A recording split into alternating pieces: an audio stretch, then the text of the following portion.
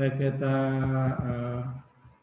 sebelum masuk pada topik kita pada hari ini yang mengenai aturan produksi dan grammar atau tata bahasa dalam konsep bahasa dan otomata ini, maka ada baiknya kalau misalkan saya mau mundur sedikit tentang konsep bahasa dan otomata. Sebenarnya ini adalah materi yang lalu, tetapi ada satu yang perlu diungkapkan di sini supaya peserta itu tidak bertanya-tanya ya. Gunanya untuk apa ya? Belajar bahasa, belajar alfabet, dan seperti itu. Nah, maka sebelum masuk pada konsep itu, yang pertama adalah ini. Oke, nah tingkatan bahasa pemrograman ya. Saya mau mengawali itu dengan tingkatan bahasa pemrograman kita. Ada bahasa pemrograman tingkat rendah yang contohnya itu adalah bahasa mesin ya. Jadi kalau misalkan di dalam mesin ini ya, dalam komputer yang Anda pegang, di dalam gadget yang Anda pakai itu ya, bahasa mesin di situ itu ya, mungkin juga bahasa-bahasa ini kode-kode biner yang di situ ya. Jadi di situ 100 10 10 100 nah yang mana bahasa mesin itu tidak bisa kita ketahui apa artinya itu ya, itu bahasa tingkat rendah ya. Jadi kalau misalkan kalau dengan versinya itu dengan menggunakan kode 101010 biner seperti itu, biasanya kalau satu ini kalau ada harus ya, 0 itu tidak ada harus. Kalau misalkan 1 ini logikanya benar, 0 logikanya salah. Nah, seperti itu aja yang bisa dipahami oleh mesin. Kemudian bahasa berikutnya, tingkat berikutnya adalah tingkat menengah. Ini bahasa assembly, ini sudah mulai bisa ya tapi masih ya kayak bahasa Tarsan begitu, tapi masih sudah ada perintah-perintah yang bisa menggunakan bahasa manusia. Kemudian bahasa tingkat tinggi, ya ini bahasa programming ya. Jadi program yang dimasukkan oleh programmer itu, ya ini coding yang dimasukkan oleh programmer itu sudah masuk bahasa tingkat tinggi. Contohnya C++, Delphi, Pascal, PHP yang prosedural, kemudian Visual Basic yang non-net ya.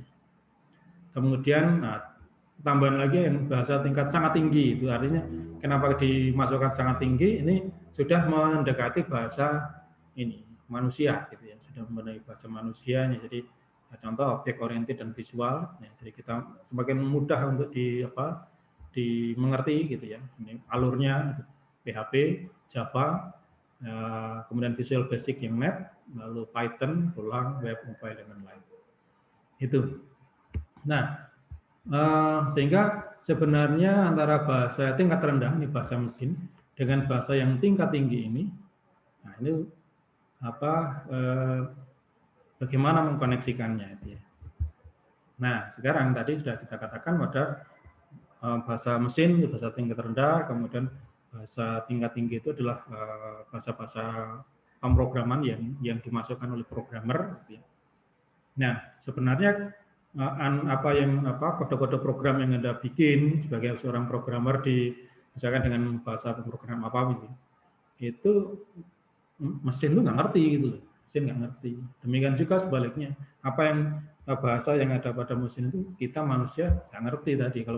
Karena di mesin tadi kan misalkan kalau dia pakai versi binary kan 10101010 yang artinya apa kita nggak tahu. Demikian juga kalau misalkan kita bikin perintah misalkan Y sama dengan X atau katakanlah SQRT dan sebagainya, itu yang kita tahu gitu ya, tapi mesin nggak tahu. Nah, sama halnya kalau kita bicara bagaimana mesin itu dapat kemudian memahami kode program yang dibuat oleh programmer yang nantinya kemudian dia bisa mengeksekusi. Nah, sehingga akan bisa tampil interface seperti yang kita dapatkan sekarang, apa yang kita masukkan lalu akan muncul di layar. Gitu ya. Kemudian kita minta dia mengkomputasi, dia mengeksekusi, hasilnya dimunculkan di layar. Ya, ini. Nah, sebenarnya seolah kalau seperti ini kan seolah-olah si mesin ini tahu apa yang kita maui. Gitu. Ya, tetapi sebenarnya sama sekali bahasa mesin dan bahasa manusia tadi, bahasa kita itu tidak tidak terkoneksi. Ya, ini. Nah, kalau kita tanya bagaimana mesin dapat memahami kode program yang dibuat oleh programmer, maka ya sama halnya kalau kita bertanya bagaimana orang Indonesia dan orang Inggris itu bisa berkomunikasi jika mereka hanya tahu bahasa mereka sendiri. Nah, yang orang Inggrisnya tanya, what is your name? Nah, orang Indonesianya yang nggak tahu bahasa Inggris, dia hanya tahu bahasa Indonesia, bicara apa kamu? Nah, demikian juga kalau misalkan orang Indonesia tanya, misalkan, apa kabar? Orang Inggrisnya nggak tahu, ya udah hanya bisa ngomong what you say, ya, seperti itu. Nah, maka untuk bisa orang Indonesia, orang Inggris itu bisa berkomunikasi walaupun mereka hanya tahu bahasa mereka sendiri, terlalu yang jelas jawabannya adalah diperlukan penerjemah, translator di sini. Ya, sehingga orang Indonesia tadi, orang Inggris, what's your name? Nah, what your name disampaikan kepada penerjemah. Nah, akhirnya penerjemah disampaikan kepada orang Indonesia, ditanya, siapa namamu? Oke, akhirnya orang Indonesia tahu, akhirnya dia jawab, nama saya Anton. Nah, ini seperti itu. Nah, kemudian ini nama saya Anton itu diberikan ke penerjemah, lah penerjemahnya nanti kemudian ngomong ke orang Inggris, ya, my name is Anton, gitu. Sehingga mereka bisa berkomunikasi, ya, timbal balik seperti itu. Nah, itulah gambarannya. Kalau misalkan kita ditanya bagaimana mesin itu dapat memahami kode program yang dibuat oleh programmer, itu karena adanya suatu compiler di sini. Nah, compiler ini ya kita bisa katakan dia bertindak sebagai penerjemah. Ya, jadi sebuah mesin hanya bisa mengenali bahasa mesin dan dapat memahami bahasa pemrograman tingkat tinggi atau tingkat tinggi sekali itu karena adanya suatu compiler atau penerjemah, kompilator. Nah, bagian pokok dari proses kompilasi bisa dinyatakan seperti ini. Jadi ini program sumber, yakni kode program yang dibuat oleh seorang programmer gitu ya. Maka pada saat mau dikompilasi, ya ini program sasaran di sini adalah pekerjaannya mesin, ya di mana dia mengeksekusi program sasaran tadi. Ya, nah pada saat program sumber ini, ya, jadi kode-kode program yang dibuat oleh seorang programmer itu pertama harus dianalisa. Ini dianalisa meliputi penganalisaan leksikal atau di sini istilahnya scanner. Artinya apa?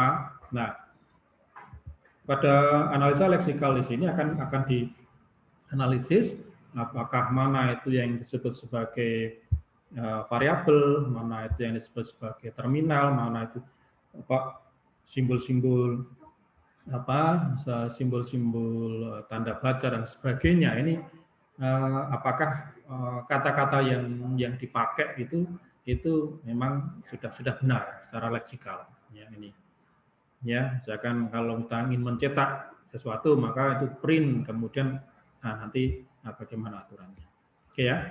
Jadi di sini akan membedakan ya, jadi membedakan mana yang itu termasuk variabel, ini termasuk nilai, ini termasuk macam-macam ya di sini ya. Jadi apakah betul ya, kata-kata itu. Nanti akan ada mana kata-kata yang juga misalkan kata-kata yang terlarang gitu ya, kata-kata terlarang yang tidak boleh ya untuk digunakan sebagai variabel, misalkan kayak ini if, then, else ya, itu adalah kata-kata terlarang yang tidak boleh digunakan sebagai variabel ya, ini nama variabel tidak boleh itu karena itu sudah merupakan suatu fungsi ya. Nah, ini makna leksikal. Kemudian lalu analisis berikutnya adalah penganalisis sintak atau parser. Artinya sintak itu adalah apakah benar komposisinya, apakah benar bentuknya itu ya. Ini jadi kalau misalkan dalam di dalam bahasa itu kan saya misalkan ini saya mau makan gitu ya. Maunya gitu, saya mau makan gitu ya.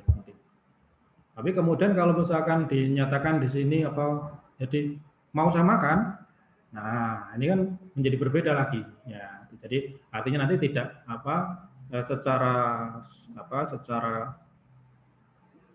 bentuk ya, secara kalau kita bilang tata bahasanya itu jadi berbeda. Ini jadi benarkah itu ya? Jadi kalau misalkan kita membuat if then, ya, if sesuatu lalu then sesuatu, nah maka apakah bisa misalkan dibalik jadi then lalu if. Nah kalau itu yang terjadi gimana? Nah ini penganalisan sintaknya. Jadi bentuk penggunaan dari simbol-simbolnya tadi sudah benar atau belum. Nah kemudian di sini penganalisan semantik. Jadi penganalisan semantik. Jadi artinya ini semantik itu makna ya, jadi makna. Jadi artinya dari bentuk yang dituliskan di sini tadi itu lalu maknanya apa? Ya tadi seperti misalkan kalau bilang saya mau makan jelas beda dengan mau saya makan. Nah, itu beda. Jadi, sehingga dengan demikian dengan mengetahui makna ini lalu dia akan membangkitkan kode-kode. Ya, nah di sini tentunya ada dictionary di sini yang harus digunakan. Jadi ada tabel simbol, ya, kemudian nanti ada pengurutan kode, ya, dalam sintesa, kemudian pengoptimalan kode, lalu yang itu bisa nah ini menjadi bahasa yang dimengerti oleh mesin yang kemudian mengeksekusi program. Itu. Nah, posisi bahasa dan otomata itu di sini, ya, pada saat analisa tadi. Ya, jadi pada proses kompilasi program sumber, nah menganalisa ya program sumber tadi ini posisinya di sini ya, teori bahasa dan otomata itu di sini, mulai dari leksikalnya ya, jadi melihat sintaknya kemudian semantiknya. Oke, dan ini merupakan dasar dari teknik kompilasi, sehingga ini berperan penting di sini teori bahasa dan otomata sini karena dia mendasari pada teknik kompilasi, sehingga kalau bisa kita bilang bahasa otomata tadi adalah teorinya, sedangkan kompilasi ini tekniknya. Jadi mendasari dari teknik kompilasi bagaimana sebuah kode program yang dibuat programmer tadi bagaimana itu bisa dimengerti oleh mesin. Maka harus ada kompilasi tadi. Ya, jadi teknik kompilasi dan bahasa otomata. Sehingga dengan demikian nanti kalau kita melihat membuat aturan produksi, ya aturan produksi, maka ini kita bisa melihat aturan produksi tadi akan mengakibatkan menjadikan apakah sebuah string bahasa itu bisa diterima atau tidak oleh sebuah mesin. Gitu ya ini. Ya, kemudian apa itu teori bahasa dan otomata, itu saya kira sudah kita ini bentuknya. Nah ini yang pekan lalu sudah kita bahas ya. Pertama diawali dengan alfabet itu adalah himpunan simbol-simbol. Nah, rangkaian simbol-simbol nanti akan bentuk string, kemudian string-string yang bermakna nanti akan bentuk suatu bahasa. Ya, sehingga kita bisa, ini sudah kita lewati aja. Nah ini, misalkan bentuk bahasa. Misalkan kita mulai dari alfabet. Alfabetnya adalah A, B, C, sampai I aja. Ya. Maka clan star-nya, sigma bintangnya itu adalah string-string yang dibangun oleh simbol-simbol yang ada dalam alfabet sini. Ya, sampai A sampai I saja. Ini, maka ini ada yang bermakna, ada yang tidak. Nah, kemudian yang bermakna itu kemudian kita kumpulkan menjadi bahasa. Ya, jadi misalkan yang dua string yang terdiri dari dua simbol, jadi ada A, B, ada B, D, C, D, macam-macam. Pokoknya yang terdiri dari dua itu. Tapi yang bermakna ada di seperti ini. Kemudian yang dengan tiga simbol, ya, BCF, ADA, FDB, DIA, DFG. Lalu ada yang bermakna ada dan dia. Oke, kemudian yang 4 simbol, ya FGHI, BDHI, BEDA, ya. Oh yang bermakna ini beda. Misalkan seperti itu. Jadi sehingga L, bahasa L itu merupakan subset dari clan star ini. Tapi di sini bahasa itu adalah yang bermakna. Contoh yang lain misalkan kalau alfabetnya itu 01 gitu ya. 01 clan starnya jelas seperti ini, mulai dari string kosong, string yang isinya 1 simbol, 2 simbol, 3 simbol dan seterusnya. Maka kemudian menjadi bahasanya kalau misalkan kumpulan dari string tadi adalah kumpulan yang punya aturan produksi tertentu, aturan tertentu, makna tertentu. Seperti misalkan untaian dari n buah 0 dan diikuti n buah 1, berarti kalau nolnya sebanyak 1, satunya 1, nolnya sebanyak 2, satunya 2 dan seterusnya. Oke, kemudian macam-macam di sini. Sehingga di sini sehingga L itu bisa dinyatakan sebagai sebuah himpunan yang dinyatakan sebagai dituliskan dalam ekspresi dalam suatu himpunan. Ya, ada aturan tertentu. Jadi kalau kita mau bikin himpunan, maka tentu ada aturan tertentu di sini. Oke ya, itu jadi mulai dari alfabet menghasilkan ada simbol-simbol di dalamnya, simbol-simbol itu membentuk string, ya mungkin ada string yang bermakna atau tidak, maka kemudian string-string yang bermakna dalam satu aturan tertentu dikumpulkan itu menjadi sebuah bahasa. Oke, untuk bahasa formal, ekspresi bahasa, saya kira ini sudah kita bahas. Nah ini, apa beda dari bahasa formal dengan bahasa manusia kita? Kalau kita bertanya mengenai apa bedanya, maka hampir tidak ada beda. Bahkan semakin ke kini itu semakin mendekati. Tadi seperti misalkan bahasa formalnya itu bisa semakin tinggi. Jadi bahasa formal itu adalah bahasa yang bisa dipakai untuk pemrograman itu. Nah, bahasa formal bisa kita katakan sebagai bahasa pemrograman atau coding, kemudian merupakan kumpulan kalimat di mana dibangkitkan oleh sebuah grammar atau tata bahasa tertentu. Ya, tapi sebuah bahasa itu bisa dibangkitkan oleh dua atau lebih grammar yang berbeda. Nah, sehingga dengan demikian dalam bahasa formal itu grammar itu diciptakan mendahului pembangkit setiap kalimat. Ini. Sementara dalam bahasa manusia itu grammar itu diciptakan untuk meresmikan kata-kata. Kenapa demikian? Ya begini. Kalau di dalam bahasa formal itu harus ada grammarnya dulu. Ya, baru Anda nulis program. Ada aturannya yang ditetapkan dulu. Baru Anda bisa nulis program. Contoh misalkan kalau tadi if, then itu bagaimana strukturnya. If, kondisi, kemudian then, kemudian apa? Perlakuan. Lalu bagaimana penulisannya. Ya, jadi ada yang ada tanda petik atau ada tidak perlu atau titik koma dan sebagainya. Itu ada aturan masing-masing, ada tertentu ada grammarnya, ada tata bahasanya. Ya, kita nggak bisa langsung nulis kemudian baru nanti grammarnya terakhir, nggak bisa. Ya, dalam membuat program ya aturannya itu ada dulu, tata bahasanya ada dulu, baru kemudian kita bisa dengan tata bahasa tadi kita membuat menulis program. Tetapi dalam bahasa manusia ini dikatakan grammar itu diciptakan untuk meresmikan kata-kata, gitu ya. Seperti itu. Ini kalau misalkan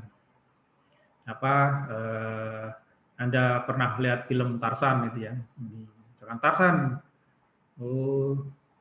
Tarzan makan Tarzan. Nah ini seperti itu kan akhirnya polanya nggak beda kan nanti akhirnya saya makan saya. Nah ini itu ya pokoknya yang penting bisa dimengerti oleh lawan bicaranya. Jadi kemudian diformalkan di situ, diformalkan. Oh berarti harus ada subjek, ada predikat. Seperti itu ya. Jadi kalau misalkan suruh makan ikan, ya, nggak mau. Kenapa? Ikan teman, ya teman ikan. Nah, akhirnya kalau itu dipakai kan berbeda sebenarnya maknanya. Tetapi yang penting orang tahu dulu. Ya. Kemudian di sini baru grammar diciptakan untuk bisa meresmikan kata-kata tadi sehingga menjadi acuan pada penyusunan kalimat dan kata-kata berikutnya. Tetapi untuk yang bahasa formal itu jelas harus ada grammarnya dulu. Ada tata bahasanya dulu. Nah, kemudian tata bahasa tadi digunakan untuk menciptakan ya suatu bahasa, di mana bahasa tadi adalah rangkaian dari simbol-simbol. Nah, kemudian yang untuk menyatakan apakah rangkaian simbol tadi bisa diterima atau tidak oleh sebuah mesin. Oke ya. Nah, berkaitan dengan grammar pada bahasa formal ini, maka hari ini kita akan bahas mengenai aturan produksi dan grammar tata bahasa. Oke. Ya, jadi ya dengan ilustrasi ini semoga Anda bisa melihat kira-kira apa sih informatika diajari mengenai teori bahasa itu. Ya, yang ternyata yang kita pelajari di sini adalah teori bahasa untuk bahasa formal. Ya. Lalu posisinya di mana bahasa formal tadi? Ternyata ya ini, sehingga memang benar ini teori bahasa otomata ini diberikan pada semester 4 kalau nggak salah ya. Berarti Anda sudah belajar mengenai algoritma pemrograman 1 dan 2 gitu ya. Sehingga dengan demikian Anda sudah bisa mengerti bahasa-bahasa pemrograman tadi. Nah, kemudian di sini teori bahasa otomata tadi untuk mendasari kompilasi bagaimana bahasa pemrograman yang ditulis oleh kode-kode program yang ditulis oleh si programmer tadi itu bisa nanti akan dimengerti oleh mesin. Begitu ya, nanti sehingga makanya kita nanti akan lihat teori bahasa itu adalah inputan. Jadi bahasa tadi adalah rangkaian string yang merupakan inputan untuk mesin, sementara otomata itu adalah mesin otomatis, mesin abstrak ya. Jadi mesin abstrak, bukan mesin yang bisa kita pegang dan sebagainya. Ini mesin abstrak ya, yang nantinya dilambangkan ada state ya, kemudian ada transisi ya, sehingga mulai dari state awal sampai dengan state akhir. Nah, itu adalah sebuah model dari mesin abstrak yang nantinya untuk menerima suatu bahasa dengan tata bahasa tertentu. Oke ya, inti. Jadi kita akan bahas mengenai aturan produksi dan grammar. Oke. Aturan produksi dan grammar. Nah, ini untuk bisa masuk ke aturan produksi dan grammar, maka kita perlu melihat simbol-simbol terminal di sini. Nggak perlu ditanyakan mengapa itu kok dikelompokkan simbol terminal dan sebagainya, tapi ini adalah awal dari sebuah aturan, ya, sebuah aturan. Jadi artinya seperti simbol terminal adalah simbol yang tidak dapat diturunkan lagi. Yang namanya terminal ya. Jadi kita terminal itu berarti artinya sudah berhenti di situ, turun di situ. Nggak melanjutkan lagi, ini terminal. Yang termasuk dalam simbol-simbol terminal itu adalah huruf kecil alfabet A, B, C, huruf-huruf kecil. Ya, ini. Nah, kemudian simbol operator, ya, penjumlahan, pengurangan, kemudian negasi di sini, ya, negasi. Kemudian simbol tanda baca, ya, tanda kurung tutup, kurung buka, titik 2. Ini, kemudian string yang tercetak tebal seperti misalnya if dan else, ini terminal, artinya itu tadi. Ya, jadi yang tidak bisa diturunkan lagi. Jadi ini sudah diatur sedemikian rupa. Jadi kalau nanti untuk simbol-simbol terminal itu disimbolkan dengan huruf-huruf kecil, ya, alfabet di dalam tata bahasanya nanti. Kemudian ada simbol terminal, kemudian ada simbol yang non terminal atau sering disebut sebagai variabel. Ini simbol yang masih bisa diturunkan, ya, masih bisa diturunkan baik itu nanti sebagai simbol terminal atau non terminal yang lainnya. Ya, yang kemudian yang termasuk simbol non terminal atau variabel tadi itu adalah alfabet yang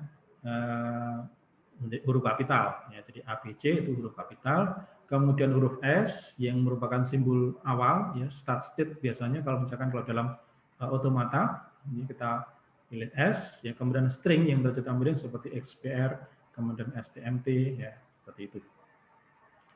Ya, ini aturannya dulu, ya, jadi aturan dasarnya dulu. Jadi ada simbol terminal, ada simbol yang non terminal. Jadi ingat lagi, jadi yang paling banyak nanti yang bagian atas itu ya. Jadi simbol terminal itu hurufnya huruf kecil, ya, itu simbol terminal. Kemudian simbol yang non terminal itu hurufnya huruf besar, itu. Ya, ini kemudian ada lagi huruf S ini untuk menjadi simbol awal atau start state. Gitu. Oke, nah kemudian aturan produksi. Ya, jadi kalau sudah kita memahami mengenai simbol membedakan simbol terminal, simbol non terminal atau variabel, di mana simbol terminal itu tidak bisa diturunkan lagi, simbol non terminal yaitu masih bisa diturunkan lagi menjadi simbol terminal atau simbol non terminal yang lainnya. Oke, aturan produksinya adalah seperti ini, dinyatakan alfa panah beta, itu artinya alfa menghasilkan beta. Jadi alfa itu adalah kumpulan simbol-simbol di sebelah kiri, kemudian beta itu adalah kumpulan simbol-simbol di sebelah kanan. Simbol-simbol pada ruas kiri aturan produksi dan seterusnya. Nah, dibaca alfa itu menghasilkan beta, kemudian baik alfa maupun beta itu bisa terdiri dari simbol-simbol terminal maupun non terminal. Ya, ini tergantung dari tata bahasanya. Nah, dengan menerapkan aturan produksi, ya, suatu tata bahasa atau grammar itu dapat menghasilkan string. Ya, akhirnya apakah string tadi itu bisa diterima oleh suatu mesin abstrak tadi, ya. Jadi bagaimana sebuah string, ya, jadi menjadikan rangkaian string yang bisa diterima oleh mesin yang abstrak. Itu. Jadi ini kalau kita perhatikan lagi tadi, kita ingat lagi tadi posisi dari bahasa dan otomata tadi sebagai dasar dari teknik kompilasi. Ya. Jadi merupakan teori dari teknik kompilasi. Sehingga dengan demikian yang karena tadi seperti komponennya ya, jadi kita melihat leksikalnya, memperhatikan apakah ini kata yang digunakan sudah benar atau tidak. Ini menggunakan ini termasuk terminal atau yang non terminal. Nah, itu ya. Jadi itu untuk yang leksikalnya, kemudian melihat apakah urutan atau tata aturan untuk penulisan sudah benar, kemudian maknanya bagaimana. Lalu pada akhir bisa dilihat apakah rangkaian string menjadi inputan tadi itu adalah rangkaian string yang diterima oleh mesin tadi atau tidak. Ya, jadi nanti akan ada contoh-contoh banyak sekali mesin-mesin yang abstrak yang bisa kita gunakan untuk melihat apakah rangkaian string tadi ini. Nah, kelompok-kelompok rangkaian string yang diterima oleh suatu mesin itu akan menjadi bahasa. Ya, ini. Jadi himpunan string yang disebut sebagai bahasa itu didefinisikan oleh tata bahasa. Nah, contoh aturan produksi seperti ini, tadi alfa menghasilkan beta. Ya, kalau seperti ini T menghasilkan A, ya berarti T itu ini adalah alfanya, jadi ruas kirinya itu menghasilkan A. Ya, ini betanya berarti T tadi apa ini? Berarti ini adalah non terminal yang menghasilkan terminal. Oke, kemudian E menghasilkan T. Nah, ini atau ya, bisa jadi T plus E. Jadi E menghasilkan T atau E menghasilkan T plus E. Seperti ini. Jadi tuliskan dalam satu rangkaian seperti ini. Ya, jadi satu simbol non terminal menghasilkan atau variabel menghasilkan variabel atau variabel menghasilkan ini T plus E. Nah, ini plus ini biasanya ini merupakan sebuah atau ya, bisa T-nya, bisa E-nya. Ya, bisa salah satu, bisa dua-duanya. Ya, ini contoh aturan produksi. Nah, kita masuk pada hierarki Chomsky di sini, di mana Chomsky itu menyusun level-level grammar, ya, jadi atau tata bahasa yang didefinisikan secara formal sebagai kumpulan himpunan variabel, simbol, terminal, simbol awal, dan dibatasi dengan aturan-aturan produksi. Ya, jadi ada simbol-simbol, ada variabelnya, di mana variabel tadi adalah non terminal. Ya, jadi variabel itu adalah non terminal, kemudian simbol-simbol terminal, simbol-simbol awal, dan dibatasi dengan aturan-aturan produksi. Oke. Nah, secara formal hierarki Chomsky bisa dilihat di sini. Jadi melakukan penggolongan tingkatan tata bahasa dalam 4, ya. Jadi tipe 0 itu adalah unrestricted structure grammar. Jadi grammar dengan struktur yang tidak terbatas, itu bisa di natural language, ya. Kemudian tipe 1 adalah context sensitive grammar, kemudian tipe 2 adalah context free grammar, dan tipe 3 adalah regular grammar. Nah, kita mau lihat satu persatu bagaimana tata bahasa dari masing-masing tipe ini. Yang pertama adalah tipe 0, yakni unrestricted structure grammar atau unrestricted grammar, gitu ya, biasanya seperti itu. Aturan produksinya tadi alfa atau beta. Nah, yang penting ini kalau dalam suatu grammar itu alfanya itu bisa diisi apa, betanya itu bisa diisi apa, gitu aja sudah. Ya, dalam aturan produksinya. Dalam hal ini pada unrestricted grammar, maka untuk alfa itu bisa diisi oleh string terminal dan non terminal atau variabel dengan setidaknya satu non terminal variabel. Berarti ya paling tidak harus ada satu non terminal, harus ada variabel di situ. Ya, ini masalah string terminal yang lainnya nggak ada, nggak masalah, tapi harus ada paling tidak satu non terminal.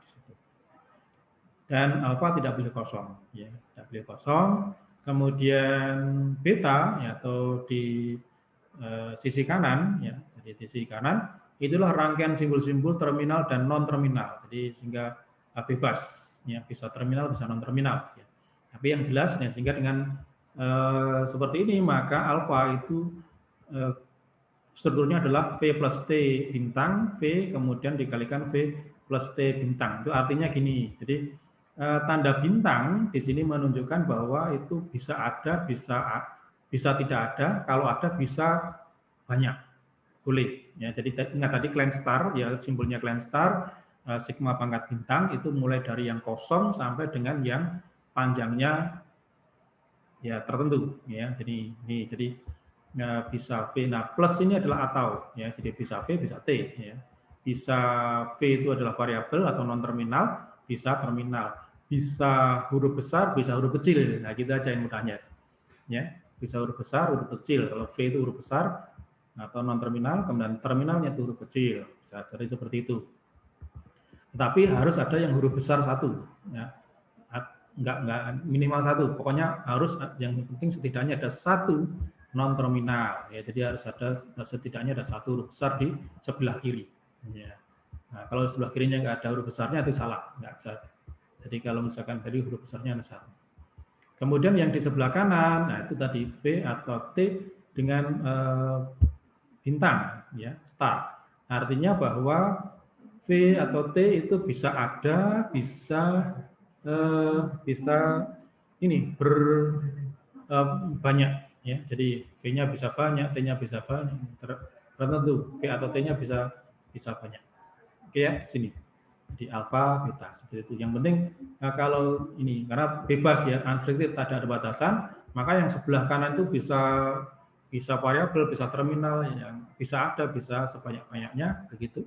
Tapi yang sebelah kiri ini aturannya adalah paling tidak harus ada satu variabel atau satu yang non terminal atau satu huruf besar. Begitu ya ini. Nah, tipe 0 grammar ini atau unrestricted grammar ini adalah tipe grammar yang menghasilkan bahasa yang dikenali oleh mesin Turing. Ya, pada bagian akhir perkuliahan ini nanti akan Anda bisa mengenal, mempelajari mengenai apa itu dan bagaimana itu mesin Turing. Nah, bahasa ini juga dikenal sebagai recursivable enumerability language.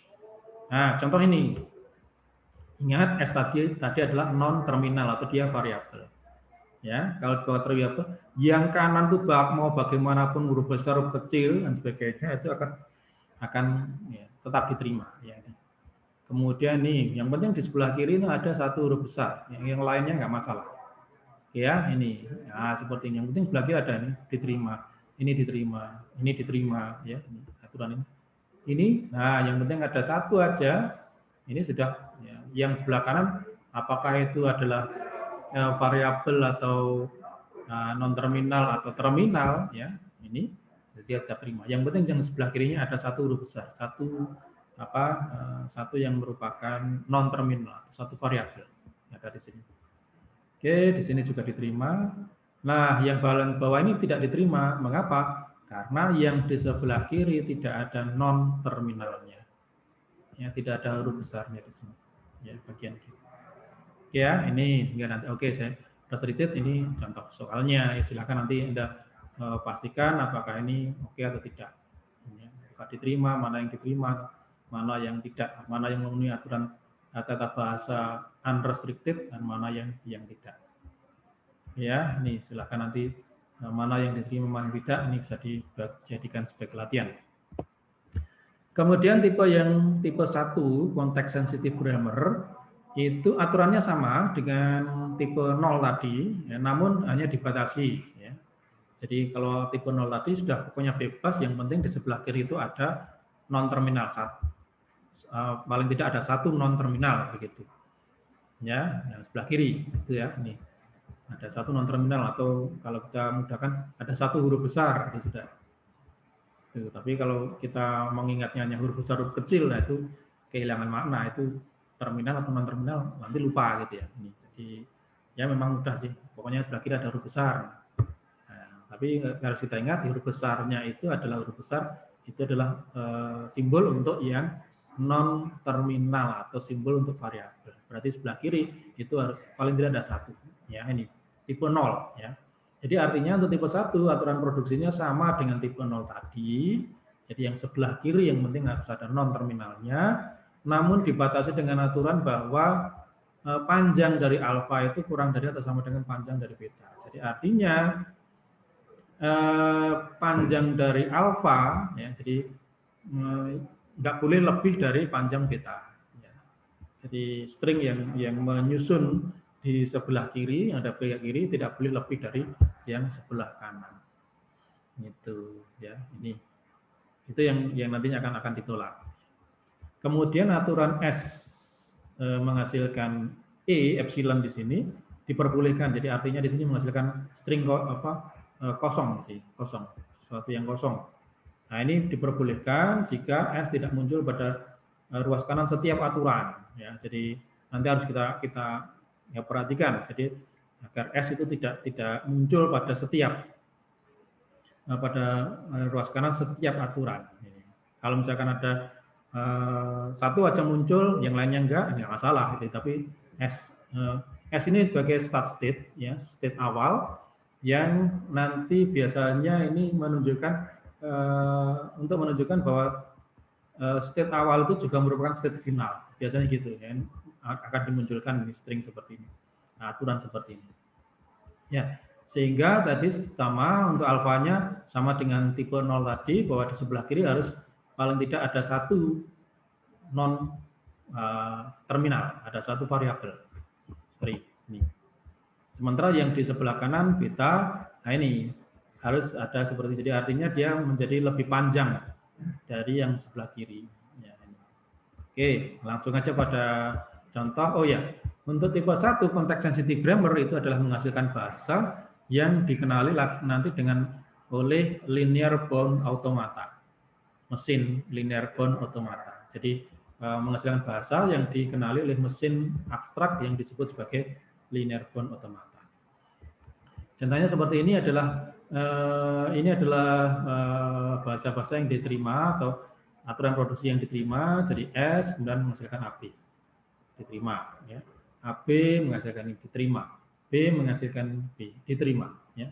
AD menghasilkan DD, ini menghasilkan diterima, ya. Ini semuanya diterima. Kemudian di sini ABC menghasilkan DE, nah ini tolak. Mengapa? Karena yang sebelah kiri itu lebih panjang daripada yang sebelah kanan. Nah ini nggak boleh, ya. Yang aturannya tadi yang sebelah kiri maksimal panjangnya sama dengan yang sebelah kanan, gitu ya. Artinya yang sebelah kanan itu minimal harus sama dengan yang kiri, harus lebih panjang, ya, atau sama dengan yang kiri. Itu ya, ini BA, ini diterima, nah, ada satu non terminal di sini, ini diterima. Oke, kemudian di sini A menghasilkan BC diterima, ya, karena ada satu non terminal, ini diterima, ini. Kemudian AB menghasilkan C juga diterima karena masih sama ini panjangnya. Kemudian diterima. Lah ini ditolak yang bawah ini. Nah, kalau di sini tadi ditolak karena yang sebelah kiri itu lebih panjang daripada sebelah kanan. Nah, ini ditolaknya karena apa? Karena yang sebelah kiri ini tidak ada non terminalnya. Ya, dia langsung terminal di sini. Ya, padahal kalau sesuai sama dengan tipe 0, maka dipersyaratkan bahwa di sebelah kiri harus minimal ada satu non terminal. Di sini tidak ada non terminalnya. Nah, ini sehingga ini ditolak. Oke, ini soalnya untuk konteks sensitif nanti Anda bisa digunakan untuk latihan. Silakan. Kemudian konteks free grammar, ya. Jadi tipe 2 konteks free grammar. Ini aturannya masih sama dengan tipe 0 tadi, artinya bahwa di sebelah kiri itu minimal harus ada satu non terminal, ya. Tapi di sini dikatakan namun sisi kiri hanya boleh memiliki satu variabel atau non terminal. Nah, ini tadi. Sehingga dan B itu tidak memiliki batasan. Oke, sehingga alfa itu adalah simbol non terminal, hanya satu variabel saja. Nah, ini boleh memiliki satu.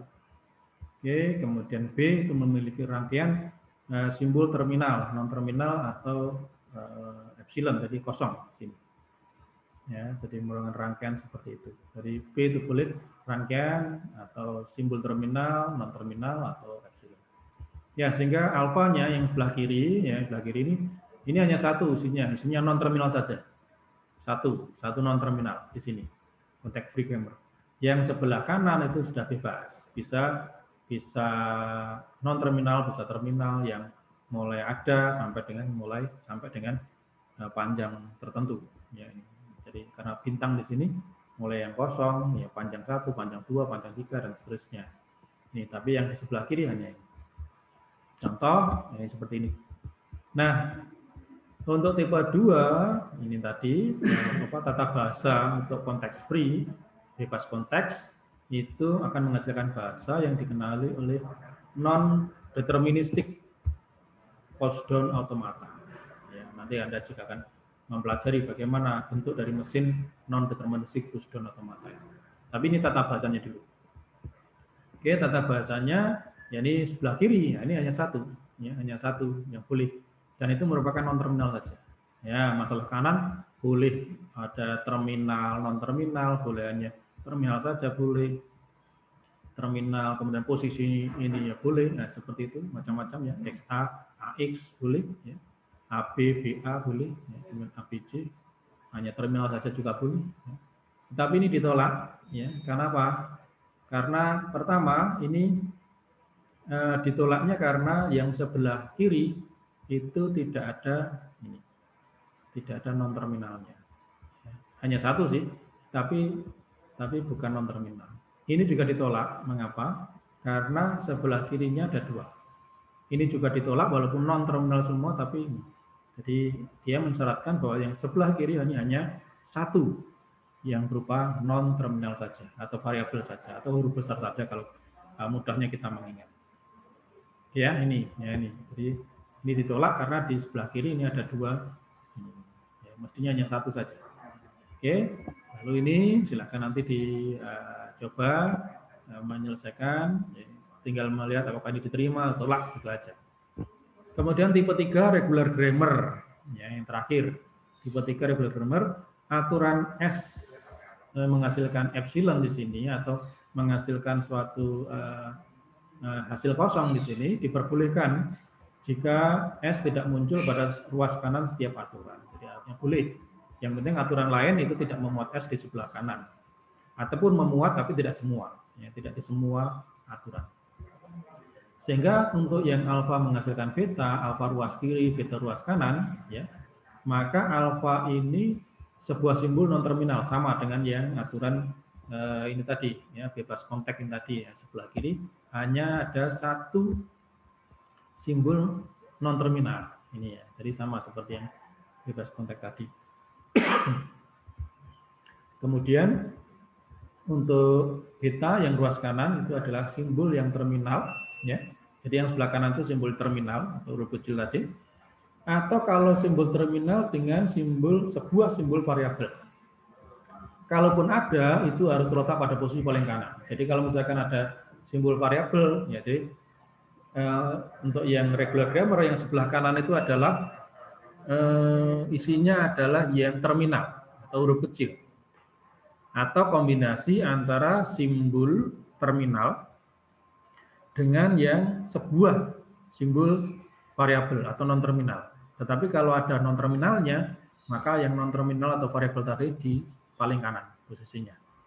Ya, sehingga bisa seperti ini, ya. Jadi yang sebelah kiri hanya khusus untuk yang non terminal atau variabel, yang sebelah kanan itu adalah terminal, ya, banyak sekali terminal boleh, ya, bisa tidak ada. Ya, tetapi kalau misalkan ada di sini aturannya, ya, atau T atau V, ya. Kalau misalkan ada variabelnya, ya, ada variabelnya, maka variabel itu harus satu aja dan di sebelah kanan, paling kanan. Contohnya ini. Nah, tipe 3 inilah atau regular grammar inilah yang akan menghasilkan bahasa yang dikenali oleh mesin finite state automata, ya. Jadi finite state automata. Nanti sebentar lagi kita akan bisa bahas. Nah, contohnya dari aturan produksi yang diterima oleh regular grammar ini atau bahasa reguler ini, nah ini, ya. Nah, ini sebelah kiri sudah benar, ya. Jadi ini adalah variabel, ya. Ini adalah variabel yang menghasilkan, misalkan boleh yang menghasilkan kosong. Tadi terminal yang start tadi, ya. Terminal start, sehingga nanti apa yang bisa kosong, bisa string kosong, bisa. Nah, X, nah ini menghasilkan ini yang terminal, atau menghasilkan kalau misalkan ada kombinasi terminal dengan non terminal, non terminalnya terletak di sebelah kanan, dan itu hanya satu, ya. Ini kemudian J menghasilkan ini sudah, ya. Jadi betul ini menghasilkan yang terminal. Jadi di sini sebelah kirinya non terminal, sebelah kanannya terminal. Nah ini S, ini adalah untuk start state, ya. Start state yang sebelah kirinya menghasilkan, yang sebelah kanannya itu adalah terminal, kemudian ada yang non terminal, yaitu taruh di sebelah kanan. Itu ya ini. Kemudian ini diterima juga, ini adalah non terminal, kemudian di sebelah kanan ini adalah yang terminal. Itu ya ini. Nah seperti ini diterima. Kemudian nah ini yang A menghasilkan B besar, ini ditolak.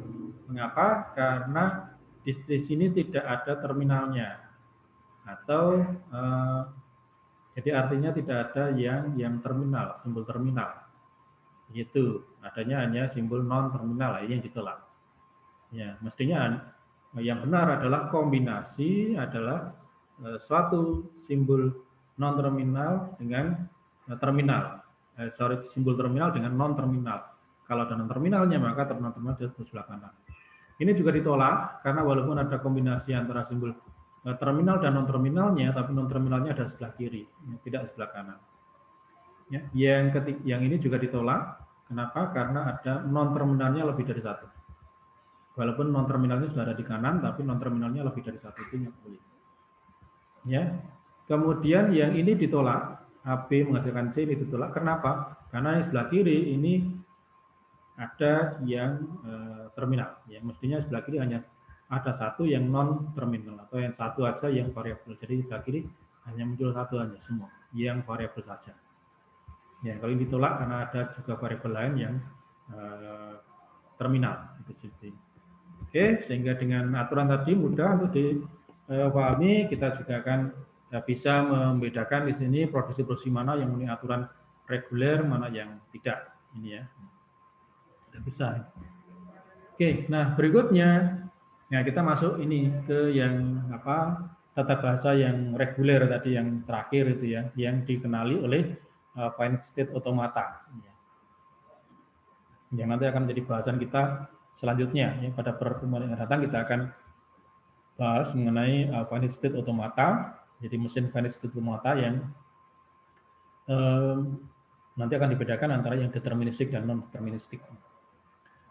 Ini suatu tata bahasa grammar didefinisikan dengan 4 tupel ya, VTPS, di mana V itu adalah himpunan variabel, ya, himpunan non-terminal, kemudian T itu adalah himpunan simbol terminal, kemudian P adalah kumpulan produksi, lalu S adalah simbol awal.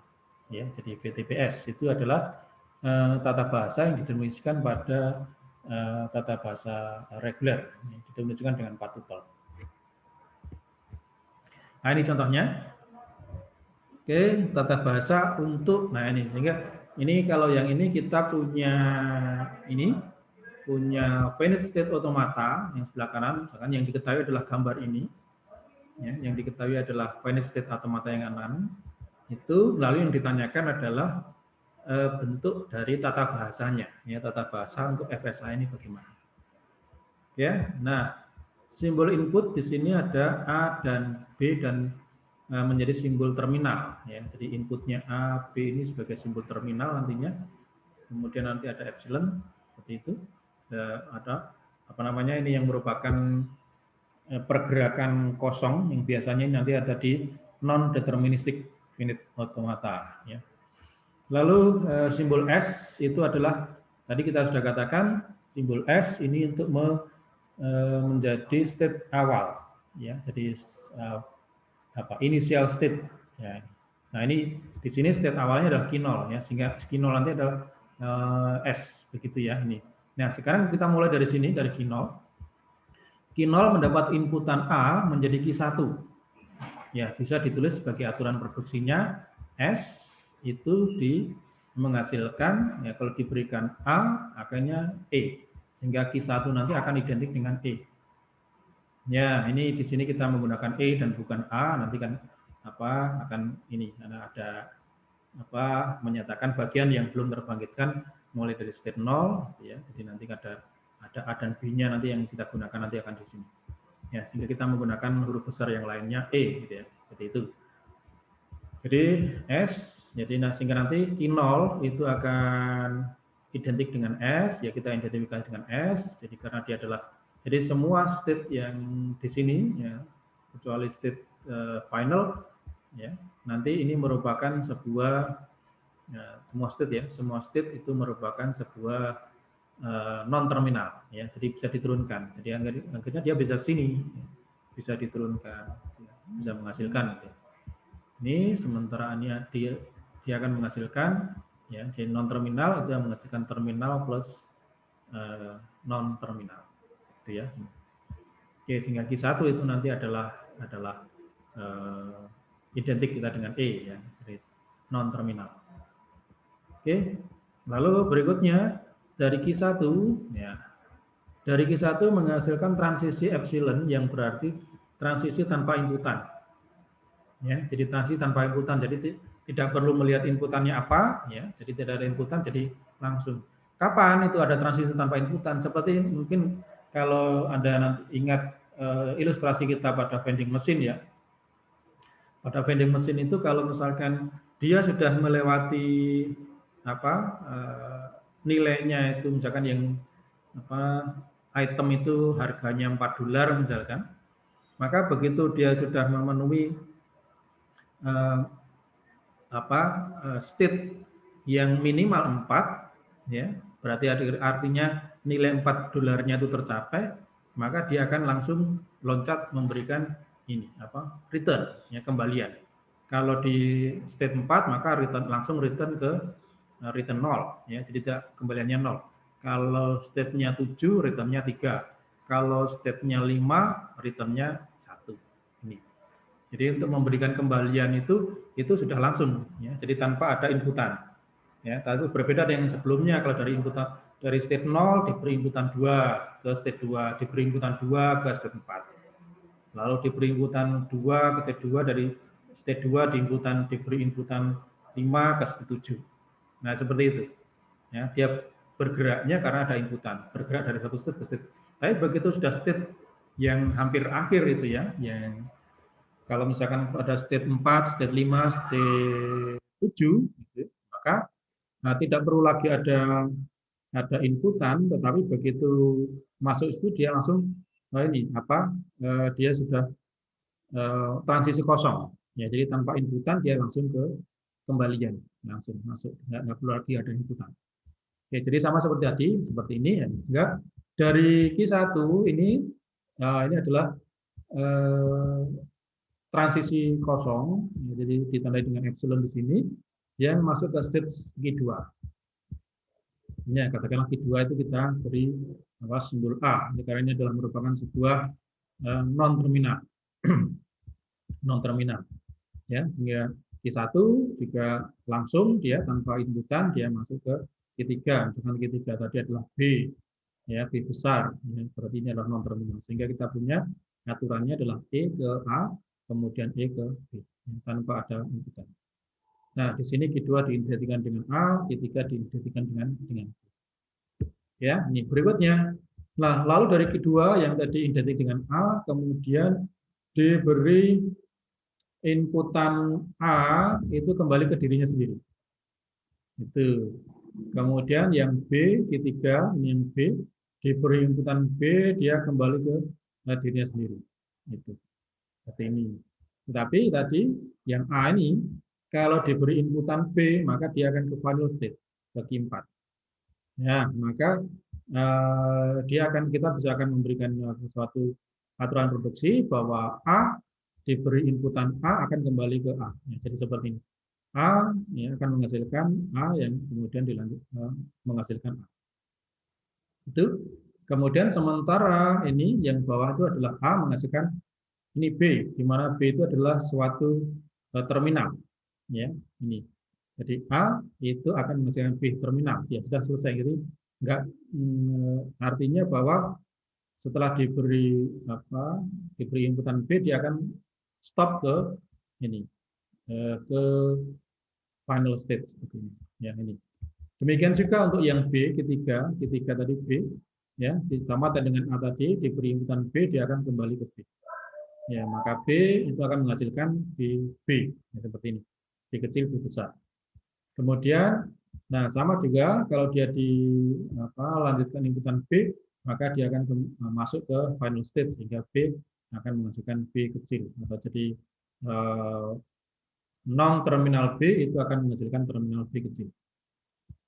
Itu, ya. Ini sehingga secara keseluruhan kumpulan aturan produksinya adalah ini tadi, ya. Jadi S itu menghasilkan AE, di mana E tadi ada Q1, kemudian dari Q1 itu langsung, ya, jadi tanpa ada inputan dia akan bisa langsung beralih ke A atau beralih ke B. Ya, jadi bisa dituliskan seperti ini. Ya, E menghasilkan A atau E menghasilkan B. Kemudian dari A, ya tadi juga A akan menghasilkan A atau A menghasilkan B. Ya, sama. Kemudian B menghasilkan B, ya, atau B menghasilkan B. Ya, ini menghasilkan terminal B. Ya, kita lihat di sini karena di sini adalah finite state automata, ya, jadi finite state automata kita bahasa reguler tadi, maka yang sebelah kiri ini isinya hanya ini apa non terminal, satu variabel saja, satu variabel atau satu non terminal.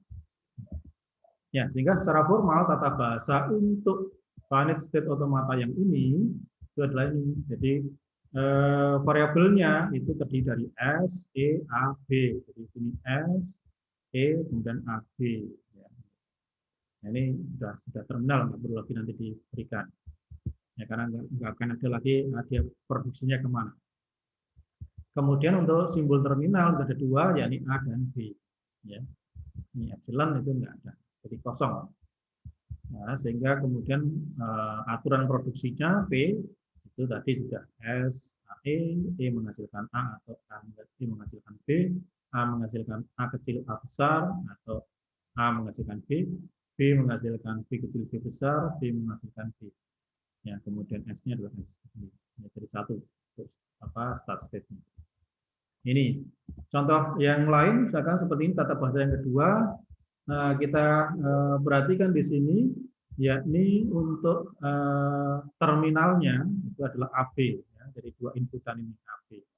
Ada yang lain, ya, seperti S. Ya, mulai dari Q0 kita identikan dengan S, maka S mendapat input A menuju Q1. Ya, jadi S ini jadi sebagai start state, sebagai start awal, ya, dia mendapat input A menuju Q1. Ya, katakanlah Q1 itu kita identikan dengan A. Ya, maka aturan produksinya adalah S menghasilkan A kecil A besar. Ya. Kemudian S mendapatkan input B menuju Q4 yang identik dengan B, ya. Ini kita identik dengan B. Ya, sehingga S itu menghasilkan B kecil B besar. Nah, ini. Nah, kemudian karena Q0 di sini juga merupakan state akhir ternyata, ya. Jadi ini dari start state ternyata dia juga merupakan state akhir, ya. Jadi dia merupakan state akhir. Maka untuk menandai bahwa dia adalah state akhir, maka dibuat aturan produksi S ini menghasilkan epsilon, ya. Jadi artinya dia tidak ada keluar lagi kemana-mana. Jadi dia keluarnya ke A dan dengan keluarnya B, ya. Jadi busur A dan busur B yang keluar. Ya, kemudian dia tidak ada lagi, sehingga artinya bahwa S itu nanti, nah ini merupakan final state. Tapi nanti juga ada juga yang initial state sekaligus final state, ya kita nggak perlu ini, nggak perlu aturan produksi ini, ada juga karena mungkin ada sudah final state yang lain. Sehingga nanti kita aturan produksi ini kita taruh di final state yang lainnya yang bukan start state. Berikutnya lanjut Q1. Q1 tadi kita sudah beri identikan dengan A, ya. Kemudian diberi B, ya, menghasilkan C, Q2 tadi C. Ya, ini. Maka A menghasilkan BC, ya, menghasilkan BC. Lanjut dengan Q4, Q4 tadi adalah B. Jika B diberi inputan B lagi, maka akan kembali ke Q5 yang kemudian kita identikan ini adalah D. Ya, sehingga akan didapatkan aturan produksinya B besar menghasilkan B kecil D. Ya, ini. Nah, kemudian untuk C tadi di Q2, mendapat inputan ini Q2C, mendapatkan inputan B, dia menuju ke Q3. Tetapi di sini Q3 ini bukan merupakan final state. Ya, karena bukan final state berarti artinya transisi ini nanti akan menjadi transisi yang tidak diterima itu ya ini. Ya, tidak mempunyai transisi keluar dan ketika tidak ada lagi yang keluar dan dia bukan final dan dia tidak lagi keluar ke mana gitu ya. Ya, sehingga dengan demikian ini akan bisa diabaikan. Ya, transisi yang ini akan bisa diabaikan. Ya, merupakan state akhir, maka bisa diabaikan. C kemudian mendapatkan state A untuk kembali ke S, sehingga yang ini baru S ada di sebelah kanan.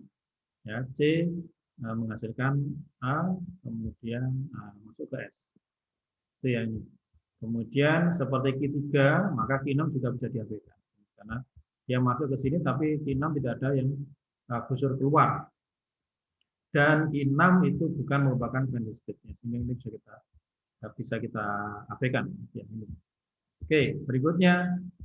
Nah ini, ya, sehingga tadi ada bahwa ini yang tadi kita maksudkan ya. Jadi artinya ada S, kemudian tadi S, kemudian A, B, C, D, ya Q2C, kemudian Q5D ya, ini untuk yang Q6 dan Q3 itu diabaikan. Oke, kemudian ada aturan S menghasilkan epsilon. Tadi untuk menyatakan bahwa S tadi sebagai initial state dan sekaligus juga final state, ya, menghasilkan epsilon. Nah, itu diperbolehkan karena tidak semua di semua produksi ada S di sebelah kanan. Ya. Aturan produksi yang ada S di sebelah kanan hanya C menghasilkan AS dan D menghasilkan BS. Yang lainnya enggak. Nah, tadi kan dipersyaratkan pada tata bahasa reguler yang dikenali oleh finite state automata itu adalah S menghasilkan epsilon atau S menghasilkan merupakan final state gitu. S itu sebagai final state-nya. Nah, itu bisa dilaksanakan, bisa diperbolehkan kalau S tidak muncul di setiap aturan produksi yang lain. Ini kalau di sini, nah ini produksinya kan nggak ada S di sini, ya. A menghasilkan BC, B menghasilkan BD. Jadi S di sebelah kanan itu hanya muncul di C menghasilkan AS dan D menghasilkan BS. Jadi, tidak di semua aturan produksi, jadi diperbolehkan. Ya. Nah, ini yang nomor 3 untuk tata bahasa. Dengan ini FSL-nya, finite state automatanya seperti ini. Nah, dimulai dari S, ya, mendapatkan A kembali ke Q1 sehingga akan S menghasilkan A. Ya, ini. Itu, menghasilkan S mendapatkan input menuju S sendiri. Jadi S menghasilkan AS. Gitu. Ya, jadi dia A, jadi Q1-nya A, kemudian diberi inputan A, dia akan kembali ke sini. Nah, S state awal dan bukan satu-satunya state akhir, maka tidak perlu aturan S ini menghasilkan epsilon. Karena nanti kita bisa yang menghasilkan epsilon nanti akan jadi Q2-nya. Oke. Nah, A mendapatkan input B ke state Q2, ya, yang berarti dilambangkan dengan B. A, ya, jadi tadi ini A, kemudian menghasilkan B, kemudian B. Jadi B besar sebagai state akhir. Ya, kemudian B mendapatkan inputan B menuju A. Ya, jadi di sini tadi A, kemudian B diberi inputan B menuju A, menghasilkan BA. Nah, B inputan A menuju Q3, tetapi karena Q3 itu bukan akhir dan tidak punya transisi keluar dari Q3, maka ini bisa diabaikan. Ya, yang bisa ditambahkan karena B itu merupakan state akhir juga, ya, dan mempunyai transisi keluar juga, ya, untuk membedakan maka kemudian dituliskan B itu menghasilkan epsilon. Berarti artinya bahwa walaupun tadi ada B keluar yang B menghasilkan BA seperti ini kan transisi keluar, ya, maka ini dituliskan B menghasilkan epsilon. Oke, ini berikutnya sehingga tata bahasa untuk FSA yang ketiga ini adalah ini. Ya, T, ya, jadi terminalnya itu A dan B, kemudian state-nya apa, final initial state, startnya itu di S, ya, kemudian variabel atau non terminalnya itu ada dua, S, A, dan B. Kemudian aturan produksinya ini. Ya, jadi yang B menghasilkan, jadi yang sebelah kiri itu hanya isinya hanya satu aja, non terminal. Ya. Oke, nah sehingga Anda bisa nanti mencoba untuk mengintroduksi tata bahasa reguler untuk otomata ini. Ya. Soal nomor 5, soal nomor 6. Ini bagaimana nanti tata bahasanya. Jadi mulai dari S, kemudian A, kemudian B. Nah di sini aja S, A, B. Lalu dilihat bagaimana proses aturan produksinya. Nah, kemudian kalau yang sekarang, kalau kita tadi berawal dari ada otomata, kemudian kita menentukan bahasanya, tata bahasa. Nah, sekarang kita buat balik. Misalkan kita masuk ke tata bahasa, ya, jadi tata bahasa di sini, ya, jadi misalkan produksi seperti ini, maka kemudian bagaimana bentuk dari otomatanya. Ya, jadi misalkan di sini S itu menghasilkan AB, nah, berarti untuk S-nya itu Q0, kemudian untuk B-nya B besarnya adalah Q1, state. Ya, jadi state itu merupakan sebuah non terminal, jadi yang merupakan sebuah variabel karena nanti akan bisa diturunkan lagi. Ya, jadi A, B, begitu. Ya, B-nya kita wakili dengan Q1. Kemudian S oleh B ke A, ya, sehingga Q4 itu adalah A. Kita wakili dengan Q4. Kemudian, nah karena S itu juga merupakan terminal, ya, jadi dia epsilon, ya maka S ini merupakan juga selain initial state, maka dia juga merupakan final state. Ya, bisa dituliskan seperti ini. Nanti yang masih epsilon. Kemudian dari A, ya, Q4 tadi, ya, jadi A menghasilkan A ini dari sini ya, jadi Q1 tadi A besar. Oke, nah dia kemudian bukan di sini, berarti di sini ya. Jadi Q4 tadi adalah A, ya, jadi merupakan sebuah non terminal di sini, ya. Nah dia dari A, ya kita lihat di sini A, B, A, kemudian S. Nah berarti dia kembali lagi ke start state, ya, dari kembali ke start state, ya. Jadi A tadi dengan A, ya, tinggal kita abaikan yang ini yang lainnya. Dari A ke sesuatu, kemudian dilanjutkan B, dilanjutkan A, nah dia kembali ke S. Itu, ya, dia kembali ke S. Seperti ini. Kemudian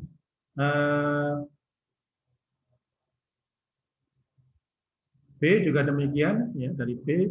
Nah, dari B ini, ya, kemudian ada transisi bahasa B, kemudian diikuti A, kemudian dilanjutkan dengan B, maka dia kembali ke start state. Seperti ini, ya, ke state awal. Seperti itu. Nah, ini otomata yang bisa kita konstruksi dari tata bahasa, ya. Jadi diketahui tata bahasanya, kemudian ada konstruksi dari ini otomatanya. Oke, berikutnya sehingga kita tinggal melihat ini aja.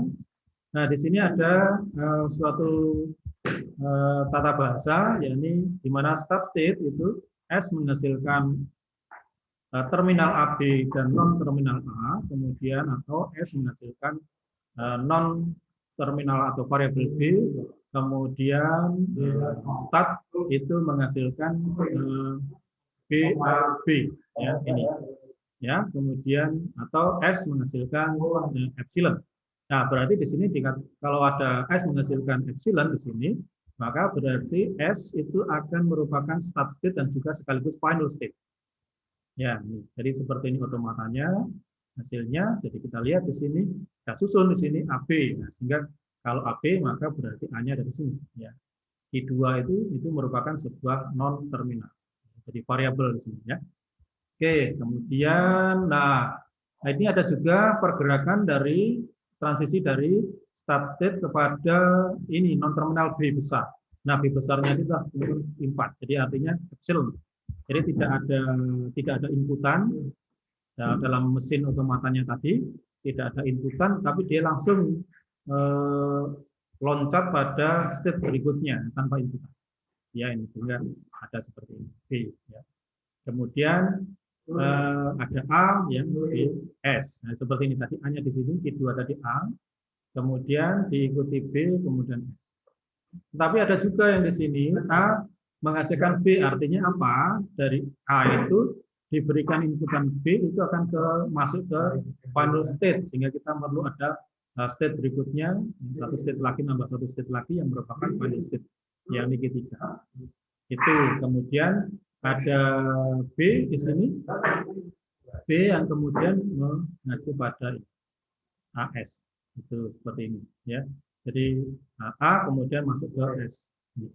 Nah, sehingga S yang menghasilkan epsilon di sini, jadi S menghasilkan epsilon ini boleh aturan ini berlaku karena tidak semua di aturan produksi yang lainnya itu ada S di sebelah kanan. Ya, ada S di sebelah kanan, nggak ada. Jadi ini A-nya yang B, kemudian di sini juga yang S sebelah kanan hanya ada A menghasilkan BS, B menghasilkan AS, ini aja. Yang lainnya tidak.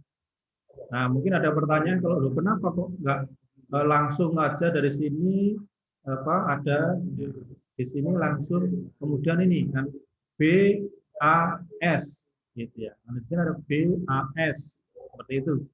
Nah, nggak bisa. Jadi karena apa? Karena aturannya bahwa S ya. Kalau misalkan nanti kita BAS itu ada ya, maka ini apa namanya?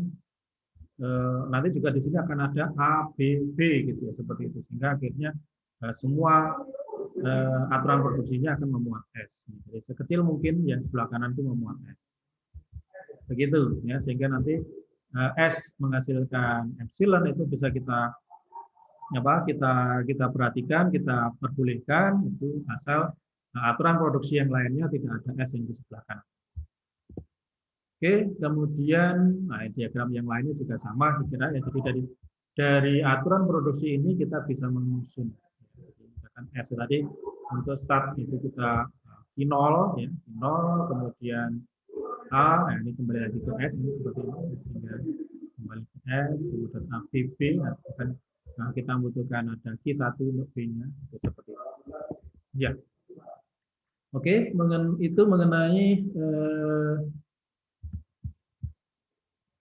aturan produksi dan grammar ya. Jadi bahwa kita kalau misalkan dalam bahasa formal itu ya grammarnya harus aturannya harus diberikan dulu, baru kita bisa menulis bahasanya ya. Sehingga mengkonstruksi dari mengkonstruksi bahasanya atau mengkonstruksi stringnya tadi menghasilkan string-string yang bisa diterima dan mana yang tidak diterima gitu ya. Jadi sehingga nanti kita memodelkan sebuah mesin abstrak, ya, maka dalam mesin abstrak tadi akan memberikan hasil, memberikan suatu jawaban, apakah sekelompok string itu merupakan string yang diterima oleh mesin atau tidak.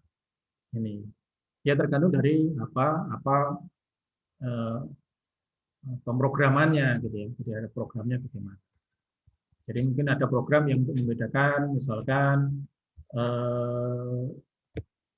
menghitung ini merupakan bit satunya itu bit satu atau panjangnya itu genap atau ganjil, nah, seperti itu. Ya, kalau misalkan ganjil diterima, kalau genap ditolak. Nah, maka bagaimana bentuk dari mesin abstraknya? Nah, itu nanti sehingga dari mesin abstrak tadi itu kita bisa mengenerate kira-kira bahasa atau string-string mana yang nantinya akan merupakan ya, dapat diterima atau tidak. Ya, ini. Itu nanti kan kita lanjutkan pada bahasan kita melihat kita menyusun bagaimana kita memodelkan suatu permasalahan dengan menggunakan suatu finite state automata, kemudian dari finite state automata tadi mana string yang jadi ini saudara, jadi dengan mengetahui bahwa apa tujuan dari mata kuliah ini nantinya untuk sebagai landasan untuk sebagai dasar dari teknik kompilasi gitu ya. Jadi dari bahasa pemrograman bagaimana bahasa coding yang dituliskan oleh programmer itu tadi bisa dikenali oleh mesin itu maka perlu penerjemah. Dalam hal ini penerjemah tadi adalah kompilasi. Ya, jadi ada teknik kompilasinya. Teori bahasa dan otomata nanti itu merupakan teori untuk kompilasi ini, ya. Jadi merupakan teori untuk kompilasi ini yang sehingga nanti harus dibedakan, harusnya ada simbol-simbol terminal, ada simbol-simbol yang non terminal, begitu, ya. Sehingga akan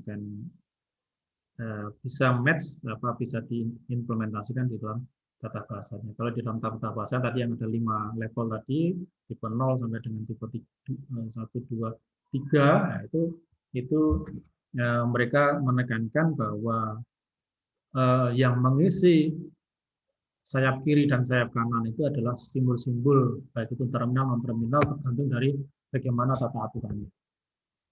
Begitu. Mungkin ada sesuatu yang perlu didiskusikan lebih lanjut dari di sini. Silakan. Saya ingin bertanya, Pak. Silakan, Miss. Siapa ini? Ivan Budianto. Silakan.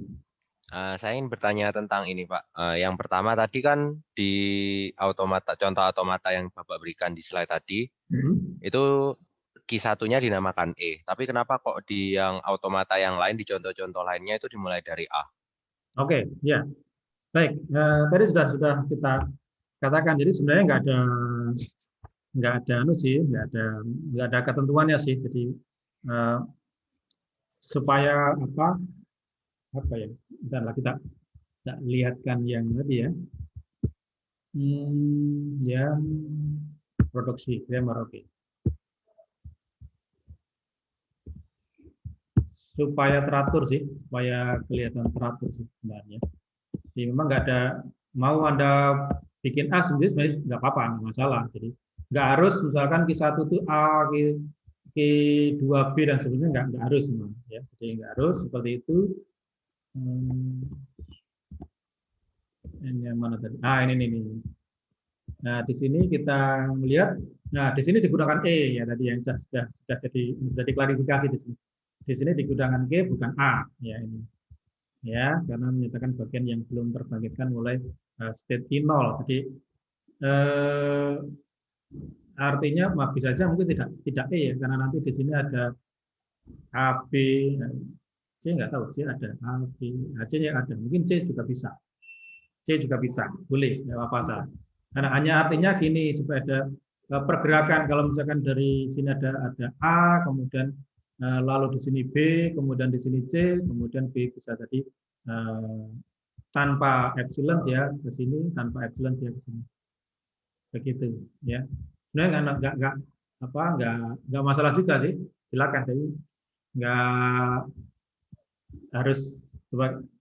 Kita ingin aja sebenarnya ingin AB itu nanti akan dia keluar, ya. Jadi dia AB tadi akan jadi maksudnya gini, jadi kalau ini ke sini ya, ini ke sini ya, ini loncatan, jadi dia meloncat ke sini ya. Ini tapi sebenarnya kalau misalkan di sini Anda berikan ini A, ini B, ini C juga tidak masalah juga sebenarnya itu ya. Jadi kita ingin hanya ini misalkan sebuah non terminal atau variabel yang nantinya akan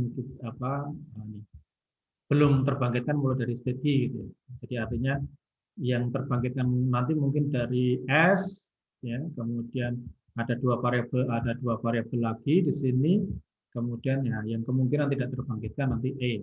Oke, kita ambil E saja ya. Tapi sebenarnya bisa, silakan Anda misalkan di sini Anda mau bikin di sini S, kemudian di sini A, di sini B, di sini C, ini boleh-boleh saja gitu ya. Begitu ya. Jadi yang penting ini adalah simbol non terminal atau simbol variabel. Ya, huruf besar. Begitu. Oke, oh iya Pak, satu lagi boleh Pak? Ya, silakan.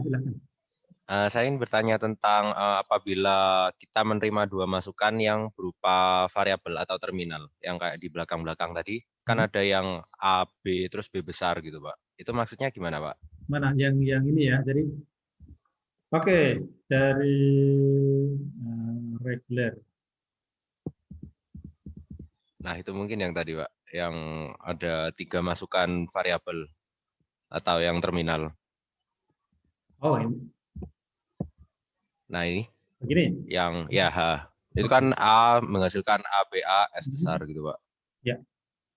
Nah, ini begini. Jadi kalau ini ya seperti yang di S diberi inputan A itu ke B.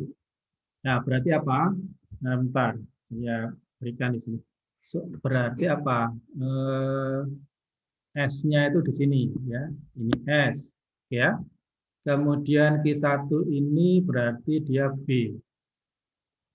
Oke, dia berarti B. Gitu kan? Berarti nanti aturan produksinya S ini menghasilkan A kemudian B. Begitu. Kemudian di sisi lain S diberi inputan B menghasilkan A. Berarti ini sini A. Ya, jadi A itu adalah ini. Ya, dia diberikan inputan B menghasilkan A. Oke ya. Kemudian yang ini S juga menghasilkan epsilon. Ya, ini menunjukkan bahwa S itu juga merupakan final state. Ya, sehingga nanti ada lingkaran double.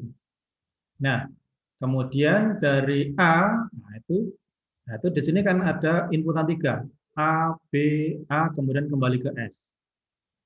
Begitu ya. Nah, untuk apa namanya?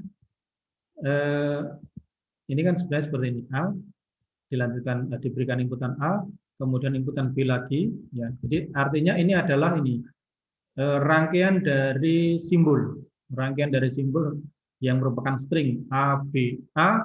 Nah, itu dia akan kembali ke S. Dari A, kemudian jadi A, B, A, ini S. Hanya apa namanya?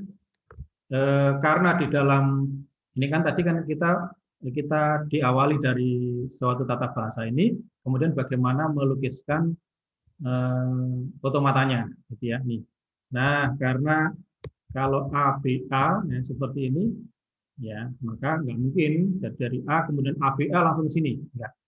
Maka harus ada kalau dalam otomata satu inputan kemudian diberi satu inputan lalu masuk ke state, diberi satu inputan masuk ke state, diberi inputan lagi masuk ke state. Ya, sehingga kita tambahkan 2 state Q5 dan Q6 yang tidak masuk nanti di tata bahasa itu, ya tidak masuk dalam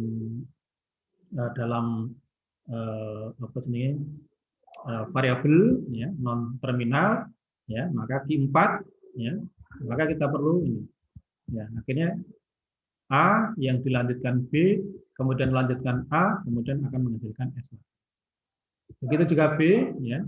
Jadi BAB ya berarti ini rangkaian ya, rangkaian dari string ya. Jadi rangkaian dari simbol-simbol yang menghasilkan string di mana dari B ya kemudian dilanjutkan diberi inputan B, lanjut inputan A, kemudian lanjut inputan B lagi akan kembali ke S. Ya, tetapi di dalam menggambarkan otomatanya, ya, maka kita tidak bisa satu B itu lalu BAB langsung ke S. Ya. Ini jadi satu inputan itu akan menggeser dia ke suatu state. Begitu. Mungkin menjawab atau sudah dipahami atau bagaimana? Oh, sudah Pak, sudah Ya, jadi, paham Pak. Terus berkaitan dengan ini Pak. Silakan. Saya ingin tanya, apabila saya memasukkan dari variabel A itu contohnya misalnya ya, jadi A, B, A, terus kan kembali ke S. Ya. Di mana S ini kan start state sama final state. Ya. Nah, apakah dia akan langsung berhenti automata ini atau kita mengulang dari S lagi gitu Pak? Begini. Saya perlu mengklarifikasi ini. Jadi artinya, oke. Jadi ini adalah kumpulan aturan produksi. Ya, jadi kumpulan aturan produksi sehingga dengan aturan produksi ini nanti akan muncul gambarnya ini, begitu. Begitu dulu, mungkin dipahami. Ya, jadi ini loh ada aturan produksi ini, ya. Aturan produksi ini coba buatkan automatanya. Ya. Berdasarkan aturan produksi ini, maka kita bisa mengkonstruksi automata yang semacam ini. Nah, kalau sudah jadi automata seperti ini, maka fungsinya adalah dia akan mengidentifikasi apakah suatu rangkaian string A, B, A, B, A, B, ya, belum A dan B ya. Apakah rangkaian string A, B, A, B, A, B, A, B tadi itu bisa diterima atau tidak. Itu saja. Jadi artinya dia akan memberikan jawaban apakah suatu rangkaian string itu nanti diterima atau ditolak. Itu. Jadi artinya ya ini nanti sebagai mesin kompilasi sebenarnya. Jadi artinya inputan coding atau string yang dibuat oleh programmer tadi itu nanti akan diterima atau ditolak. Kalau diterima maka dia akan di running, ya, berjalan, diberikan hasil. Kalau ditolak akan muncul error. Gitu. Ya, jadi artinya apa? Artinya rangkaian stringnya tadi itu tidak terbaca atau tidak dimahami oleh mesin. Gitu. Jadi kita asumsikan bahwa apa yang jadi programmer tadi bekerja membuat coding itu dengan aturan tata bahasa yang sudah ditetapkan. Kemudian begitu dia di running, ya harus dia dikompilasi. Ya. Nah, ini. Jadi kalau misalkan rangkaian dari stringnya tadi tidak terbaca, ya tidak dipahami, maka akan jadi error. Tapi kalau terbaca atau diterima oleh mesin, maka dia akan dijalankan. Jadi akhirnya seperti ini. Ini ada tata bahasa, ya tata bahasanya seperti ini. Nah, coba dengan tata bahasa seperti ini buat. Nanti kan kalau yang tadi kita mulai dari ini ada otomatanya, kemudian bagaimana tata bahasanya. Nah, sekarang dibalik, ini ada tata bahasa, lalu bagaimana otomatanya. Ya. Maka dia akan sehingga dengan demikian, ya kalau sudah ini terjadi apa? Otomatanya seperti ini. Nah, maka kita mulai dari start. Ini sebenarnya kurang satu, ini panahnya masuk. Nah, ini panah masuk, ini menunjukkan start. Jadi panah masuk tidak ada state sebelumnya, ya, makanya adalah start. Oke, sehingga dengan demikian bahasanya yang benar, string yang diterima seperti misalkan A B ya, diterima.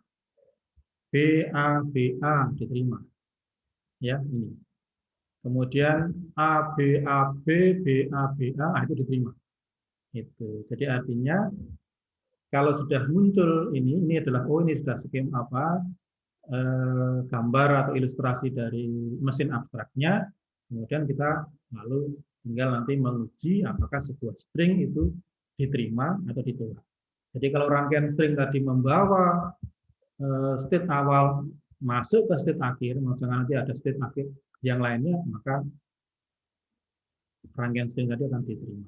Begitu. Ya, jadi alurnya itu tadi ada tata bahasanya.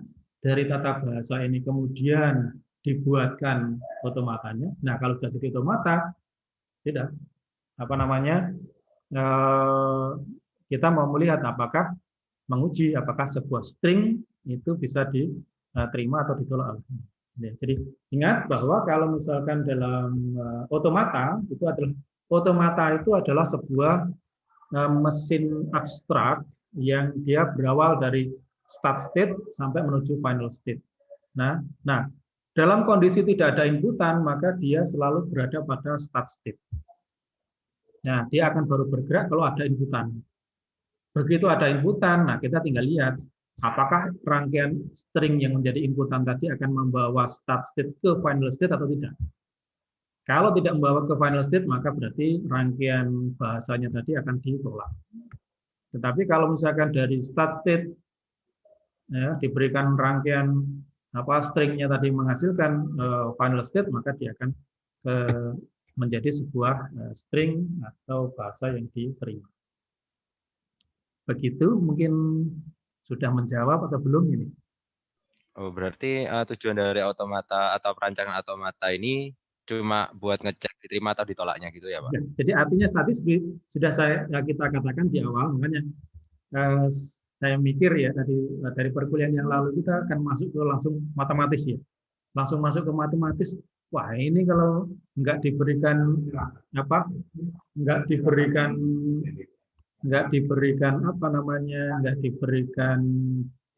preliminary, ini mahasiswa bisa bingung gitu.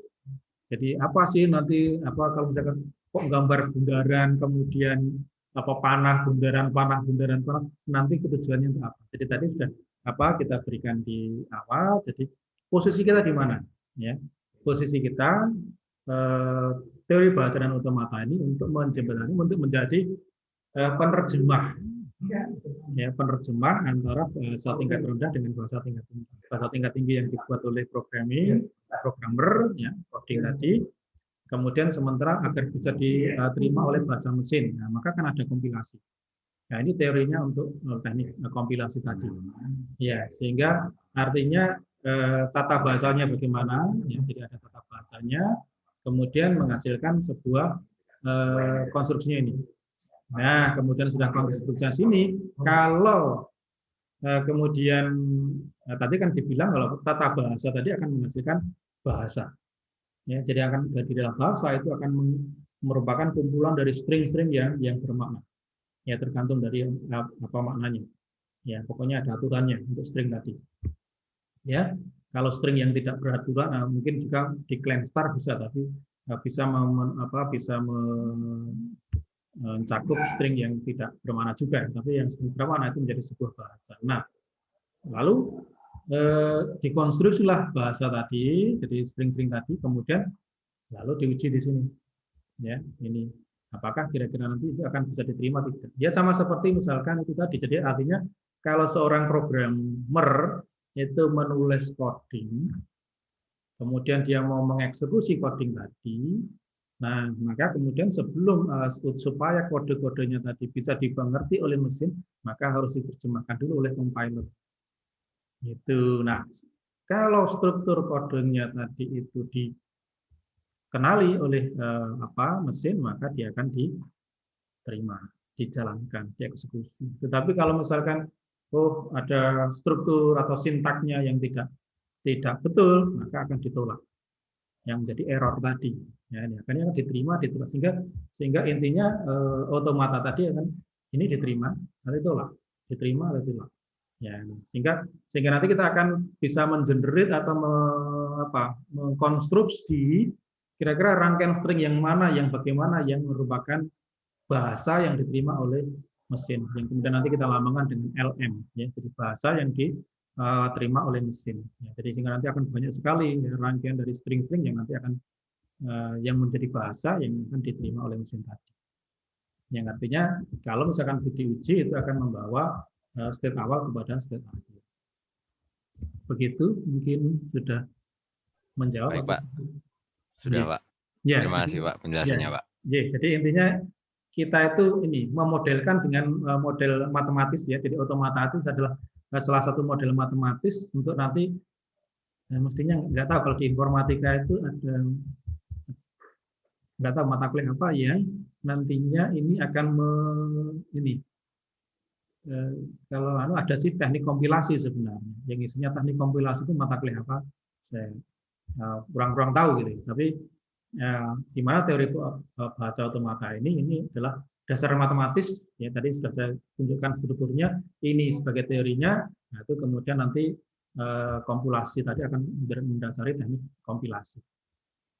Itu. Jadi menyusun kompilator. Jadi otomata itu kira ini bisa jadi kompilatornya, ya, jadi model dari kompilator begitu. Tetapi ada seperti vending machine dan sebagainya. Nah ini struktur dari otomata, ya, struktur dari finite automata itu nanti bisa digunakan untuk ini aplikasi yang lainnya. Jadi seperti misalkan tadi pertama ada vending machine, kemudian nanti ada juga menyusun protokol di dalam keamanan sistem juga bisa, kemudian bisa digunakan untuk ini text editor, ya. Jadi text editor kan kalau di text editor itu kan ini ada mungkin nanti misalkan ada untuk ini untuk misalkan itu kalau yang di Word atau apa kalau misalkan ada ngetik tipu gitu ya. Nah, biasanya kita memilih dulu bahasanya, bahasa Inggris nih, bahasa Inggris. Kita ngetik misalkan N, kemudian Anda tulis ADN ya bukan AND, maka dia akan ada merahnya di situ.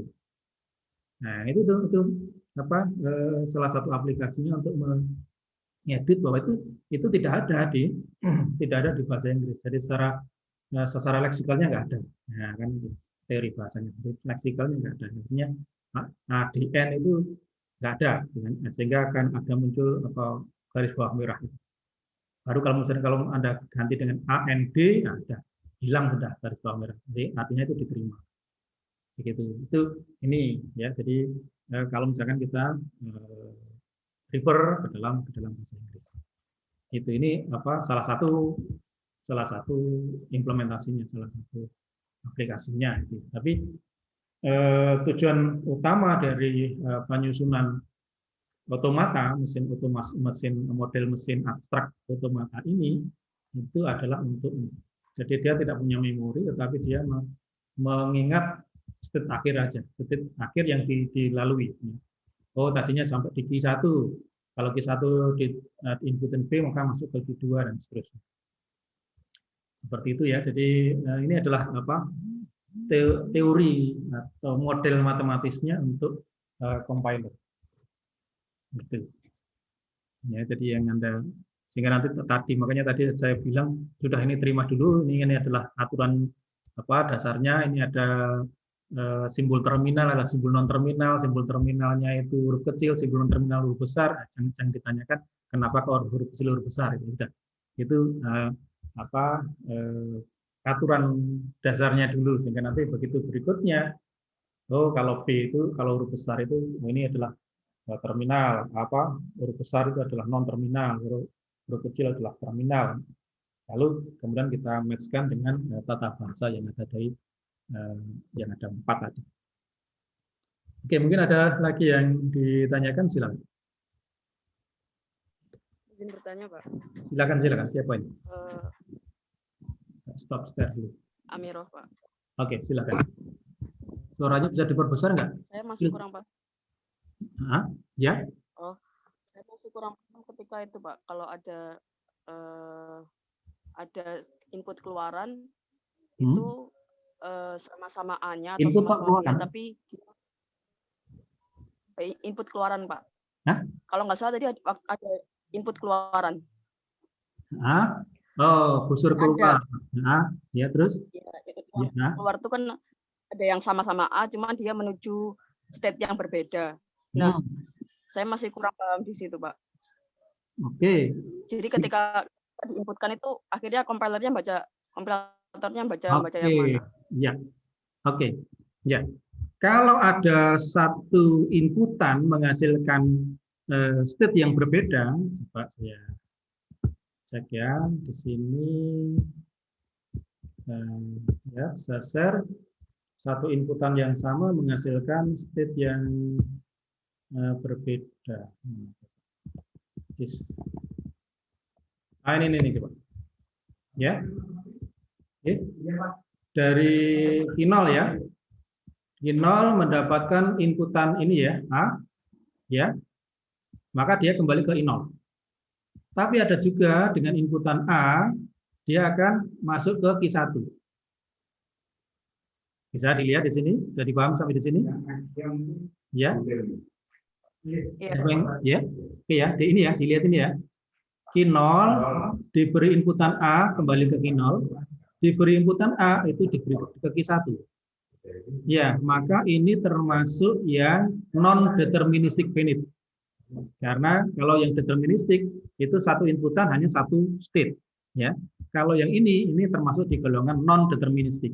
Nah, bagaimana kalau untuk yang non deterministik? Ya, semua dipakai. Ya, semua dipakai. Jadi kalau misalkan untuk menguji apakah string katakanlah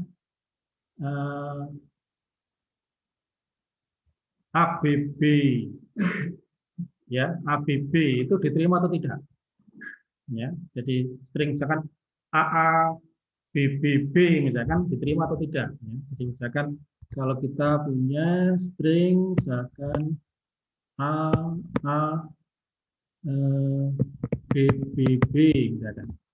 Maka akan kita lihat A-nya 2 kali. Ya berarti kita ikuti ya sebenarnya. Ya, A yang pertama misalkan mengembalikan dia kembali ke Q0, kemudian dilanjutkan A yang kedua dia masuk ke Q1, kemudian dia masuk ke B ya, dia masuk ke Q2, lalu B yang ke berikutnya dia masuk ke sini, kemudian masuk B lagi, maka dia akan masuk sini. Nah, kalau dia berakhir di final state, maka ini adalah string yang diterima. Begitu. Tetapi ada juga yang mungkin AB. Nah, AB. Oh, berarti 1 kali aja AB. Nah, mungkin kalau AB-nya, A-nya itu mengikuti ini, A gitu, ya, maka nggak ada B lagi. Oh, berarti bukan itu. Cari versi apa? Cari jalur lain. Oke, mulai A yang di sini, A. Oke, kemudian B. Nah, lanjut B sudah. Nah, dia masuk ke satu final state, maka dia akan diterima. Ini. Begitu. Jadi kalau di dalam nanti kita akan bahas lebih lanjut di dalam bahasan mengenai non-deterministic finite, bahwa kalau non-deterministic finite, ya, karena ada seperti ini, satu inputan itu bisa membawa ke state yang berbeda, maka untuk menguji apakah suatu string itu diterima atau ditolak, itu kita bisa lihat ini, kita bisa uji ke semua kemungkinan jalurnya, ya. Jadi misalkan AA, ya misalkan. Nah ini kan kemudian A, ya. Kalau misalkan A lagi di sini, ya jelas nggak bisa ada B-nya. Tapi supaya ada muncul B-nya, ya berarti dia A di sini, kemudian A sini yang kedua, kemudian lanjut dengan B, kemudian lanjut dengan B, kemudian lanjut B. Tapi kalau misalkan kita lihat ABB misalkan AABB, nah seperti ini, maka bisa jadi A, kemudian kita A lagi di sini, kemudian B, kemudian B, udah nggak ada lagi, maka dia berhentinya di Q1. Nah Q1 bukan final state, maka ini akan ditolak. Begitu. Jadi kalau ada satu inputan, jadi itu namanya nanti satu inputan yang sama itu membawa ke state yang berbeda, itu maka nanti ada kelompok ini. Jadi kalau finite state automata, ya, jadi nanti ini bahasan pekan depan ya. Finite state automata itu ada 2 jenis, yakni yang deterministic finite automata dan non-deterministic finite automata. Kalau yang deterministic finite automata itu adalah satu inputan pada satu state itu larinya ke satu state tunggal. Itu yang deterministik. Kalau yang non deterministik, nah satu inputan itu bisa membawa seperti ini. Nah ini adalah kelompok yang non deterministik. Bahwa satu inputan, ya, maka tujuannya bisa ke state yang berbeda. Begitu. Nih, mungkin kira-kira sudah menjawab atau belum jawaban saya tadi. Halo. Ya Pak, terima kasih Pak. Jadi, nah itu nanti kan kita yang Anda tanyakan nanti itu kan kita kupas lebih dalam lagi pada bahasan pada pekan depan, yakni kita khusus membahas mengenai finite state automata, yang nantinya ada deterministik, ada non deterministik. Itu ya, sehingga akan lebih luas lagi, sehingga kalau begitu kita sudah ada automata, kemudian kita akan lihat string apa yang dipakai. Nanti akan ada banyak beberapa contoh mengenai automata tadi, misalkan automata untuk membedakan oh ini ganjil atau genap, ini automata untuk oh ini banyaknya bit 1 dan 0 itu sama, ya itu seperti itu. Ya, ini kita mau lihat bagaimana bentuk automatanya, ya, bagaimana konstruksinya, menyusunnya, terus kemudian dari automata tadi akan kita uji benar enggak itu automata untuk misalkan membedakan. Misalkan untuk satunya ganjil, benar enggak seperti itu? Oke, ada lagi silakan.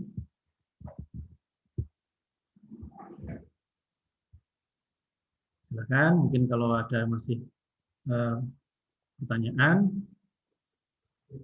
mungkin kalau belum ada nggak apa-apa, nanti pekan depan kita bisa masih ketemu lagi untuk, atau mungkin di tengah perjalanan nggak harus nunggu pekan depan, misalkan Anda sesuatu yang perlu Anda tanyakan, silakan saya di WA saya aja di open ya, jadi silakan Anda tanya melalui WA, silakan juga ini, jadi tidak harus forum ini terbatas ini, sebentar lagi saya juga nggak bisa menuntaskan sampai 1.20, jam 1 harus ada rapat di kantor pusat bersama Pak Dekan. Ini jadi ini yang perlu silakan nanti, jadi saya cobakan untuk itu tadi. Jadi di pertemuan yang lalu, nah ini kalau misalkan langsung untuk poin ke sini kan, pekan yang lalu kita sudah langsung pada penyederhanaan bentuk yang otomata itu.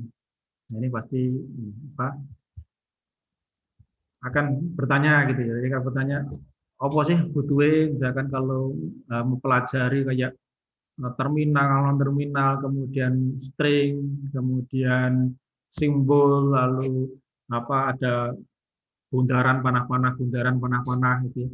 Ini kayak makanan opo gitu ya, seperti itu. Maka supaya Anda tahu persis di mana posisi kita di dalam teori bahasa otomata. Maka ini sudah benar, ini mata kuliah ini diberikan ditaruh di semester 4 ya kalau nggak salah ya.